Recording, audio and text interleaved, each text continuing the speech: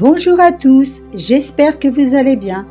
Petite capsule audio pour vous parler de l'éclipse solaire et de la nouvelle lune en bélier du 8 avril 2024. C'est une nouvelle lune particulièrement énergétique de l'année 2024. C'est une nouvelle lune forcément beaucoup plus sensible. L'énergie du bélier est une question de nouveau départ, tout comme la nouvelle lune est le début d'un cycle lunaire. Cette éclipse solaire avec la nouvelle lune en bélier est positionnée près du point de guérison Chiron. Chiron symbolise la guérison à plusieurs niveaux.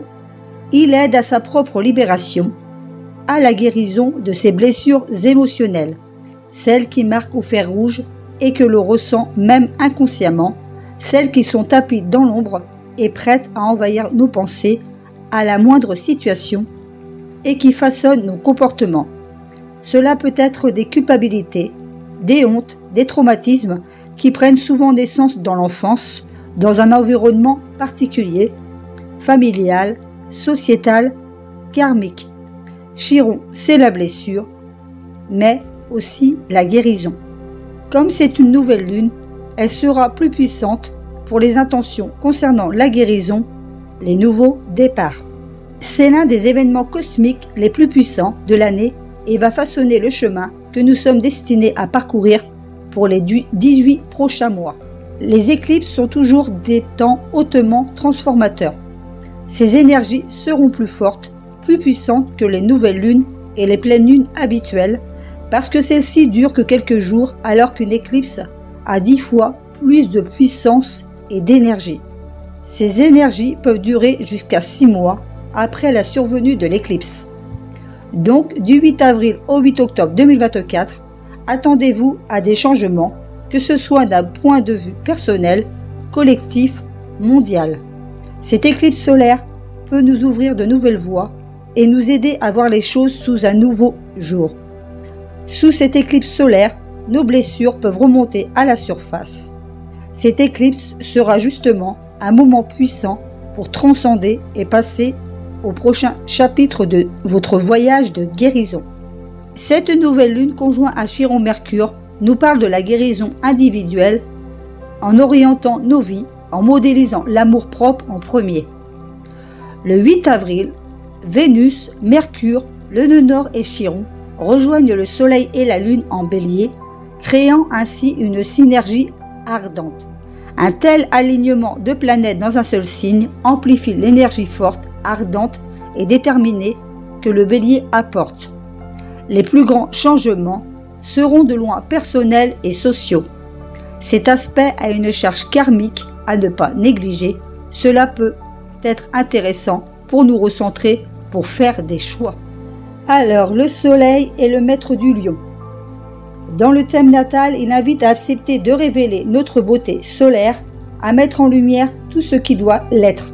Il symbolise notre moi, notre individualité et notre identité première.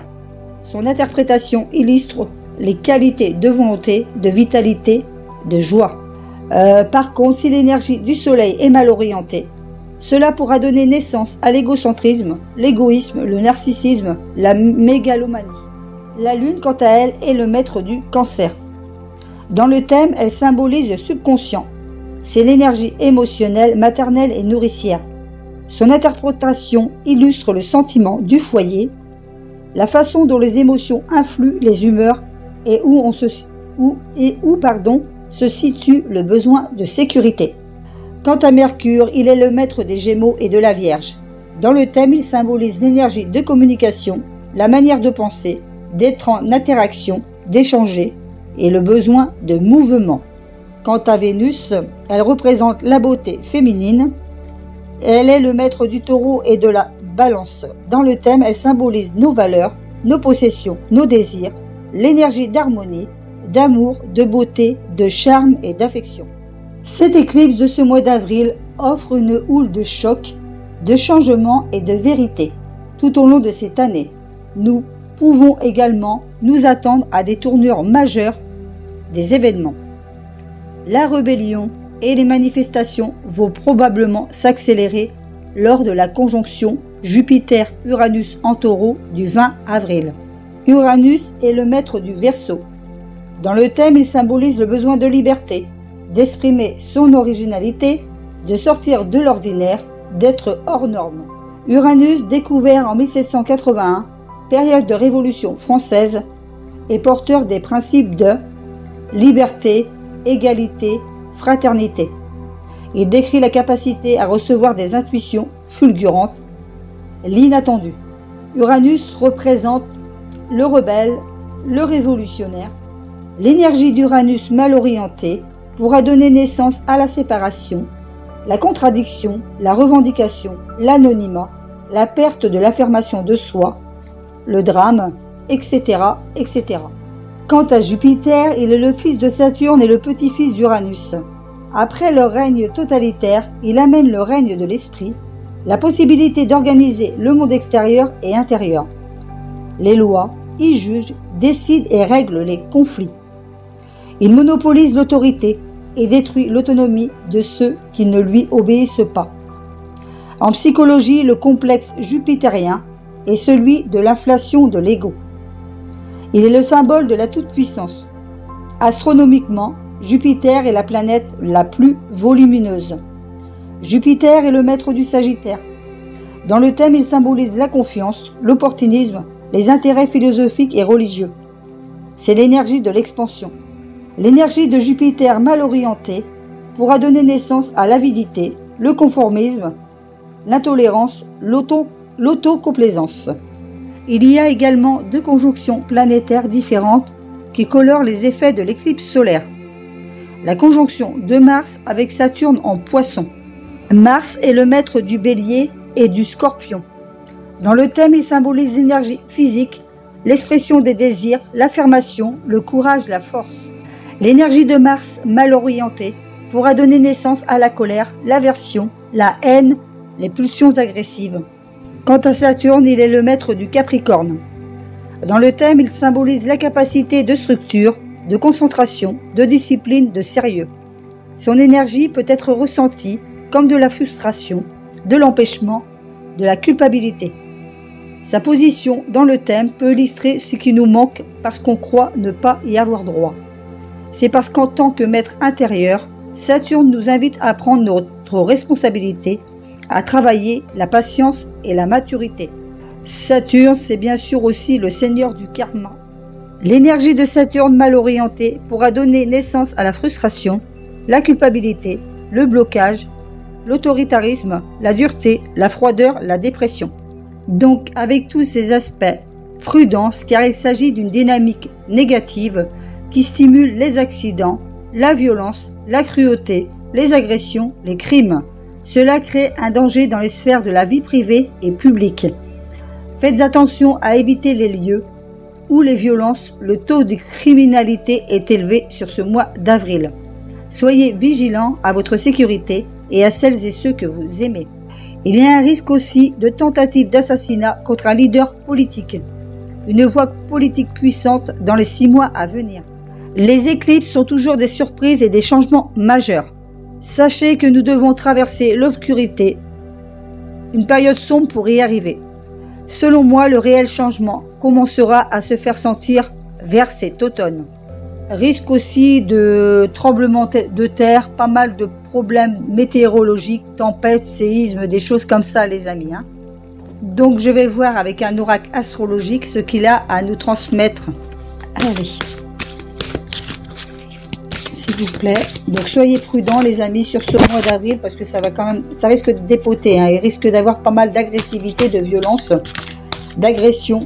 Attention aussi peut-être à des attentats encore une fois. Alors s'il vous plaît.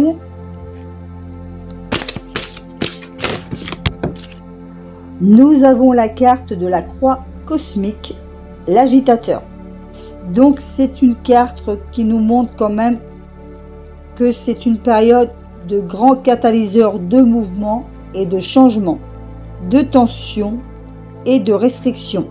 Il nous pousse à grandir et nous donne l'envie de dépasser toutes les limites qui sont mises sur notre chemin. Étrangement, c'est presque comme si les énergies planétaires étaient en compétition les unes avec les autres. Il peut s'agir d'une période assez exaspérante où nous pourrons nous sentir attaqués et frustrés par tous ces pièges qui semblent avoir été mis sur notre chemin. Comme si ça se retournait contre nous. Nous nous sentons dépassés dans de nombreuses directions. Il est essentiel de rester centré et organisé. Attendez-vous à faire face à des résistances, car l'opposition est le principal champ d'énergie de la croix cosmique. Ce qui importe surtout ici, c'est le changement d'énergie et de vitesse. Alors, si je peux vous donner quelques mots-clés de cette carte de la croix cosmique, cela peut être les frustrations, d'être submergé par la réalité des situations, retourner les problèmes dans sa tête, bâtir des fondations, la crise d'identité, se focaliser sur soi. Alors, s'il vous plaît, pour les énergies de ce mois d'avril, qu'avez-vous d'autre à nous transmettre? S'il vous plaît. Nous avons la carte de la maison 8, les fins, les commencements. Alors, la maison 8, en bref, décrit le champ d'expérience de la mort, de la sexualité et de la notion d'argent. Par exemple, les héritages, mais aussi les crises, les grandes transformations, le pouvoir, l'occulte, l'ésotérisme, l'invisible, le surnaturel, le lâcher-prise, l'expérience de l'alchimie personnelle et de la régénération. Cette carte nous indique que vous êtes dans une période de grande transformation. Ce n'est pas un moment où l'on peut se permettre d'être superficiel. En astrologie, la maison 8 représente la longue nuit noire avant l'arrivée de la lumière. Ce temps où un nouveau jour est sur le point de se lever, mais où vous devez lutter encore un peu contre l'inconnu et les ténèbres. D'un point de vue plus positif, il se peut que vous traversiez une période de renouveau, une période où on vous donne une seconde chance. Votre vie est transformée et vous en devenez le bâtisseur. Les ténèbres arrivent et une tour s'effondre, mais une autre plus belle pour la remplacer. Donc ça sera un peu aussi comme ça pour le collectif. Comme je vous disais précédemment, il faut vraiment passer par l'obscurité, par les ténèbres, avant d'entrevoir la lumière.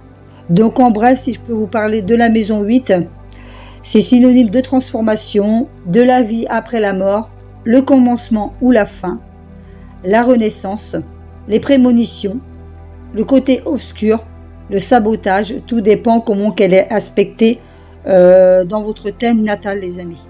Et une dernière carte.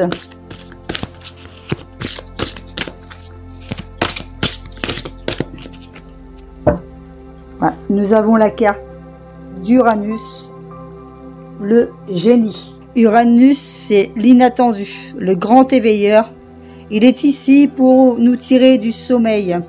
Attendez-vous à des surprises, à des électrochocs, puisque Uranus, c'est quand même une planète inattendue. Il peut avoir un événement choc sans qu'on s'y attende.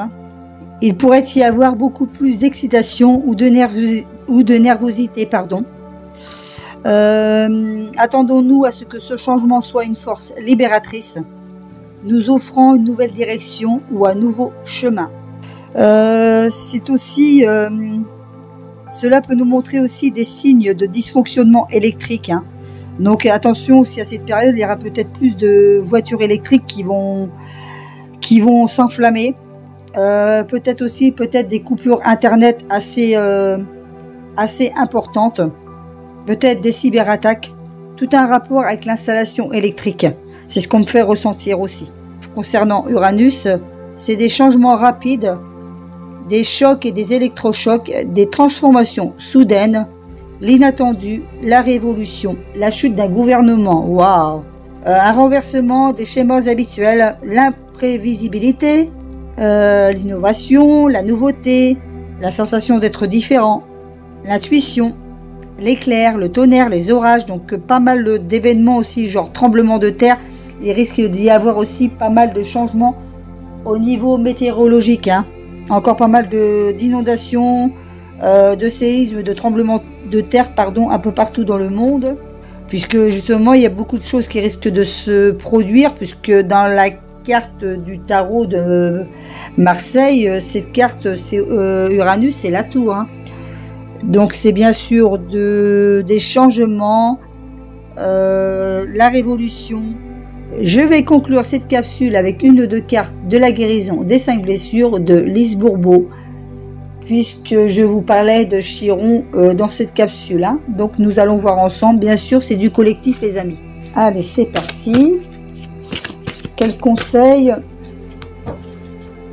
avez-vous à transmettre à mes abonnés, au collectif, concernant les blessures? Qu'est-ce qu'il y a à guérir pour certaines personnes? Forcément, ça ne parlera pas à tout le monde, c'est du collectif.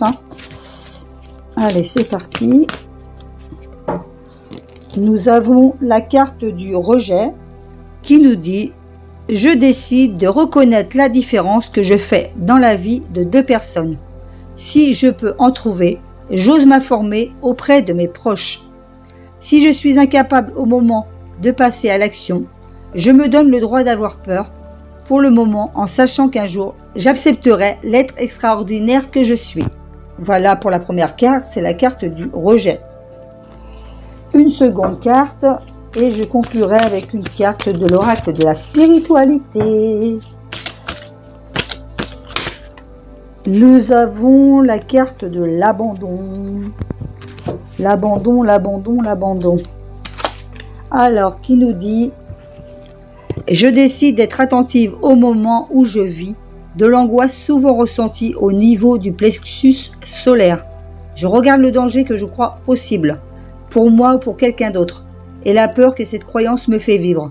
Je prends le temps de réaliser que ces peurs appartiennent à mon ego. S'il m'est impossible de devenir calme et confiante, j'accepte le fait d'avoir encore peur de ne pas être aimée ou de me retrouver seule et je me donne le droit d'être ainsi pour le moment. » Voilà, je vais conclure avec une petite carte de l'oracle de la spiritualité, un message collectif, 1 ou 2, ça dépendra de ce qui vient. Et ce sera tout pour aujourd'hui, les amis. N'hésitez pas à liker, à partager, à commenter. Parce que là, j'ai un peu une chute au niveau de ma chaîne. Donc, il y a un peu un manque de motivation de ma part, du coup. Parce que c'est vrai que ça prend du temps, ça prend de l'énergie de faire ces capsules, ces vidéos. Donc, s'il vous plaît, pour me booster à nouveau, pour faire de nouveaux tirages, n'hésitez pas à liker, à partager, à vous abonner si vous êtes nouveau. Merci beaucoup. Donc là, nous avons la carte de la bénédiction qui a sauté. Alors, le petit message nous dit « Bénédiction, vous êtes irradié de lumière, votre créativité est décuplée, réactivée, sublimée. Un flot ininterrompu aux couleurs de l'arc-en-ciel provient de votre cœur. » Très joli, je vais en prendre une dernière et ce sera bon.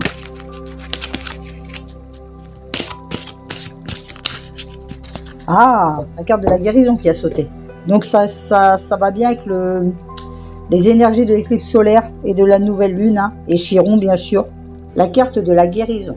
Une transformation positive se manifeste au niveau de votre âme. Si vous êtes posé une question, la réponse à votre question est oui. Voilà pour conclure cette capsule. Voilà, prenez soin de vous, faites attention, soyez prudents parce que les énergies qui vont arriver vont être assez quand même puissantes, assez lourdes, assez bousculantes. Donc prenez soin de vous et des vôtres et je vous dis à très vite. Bye.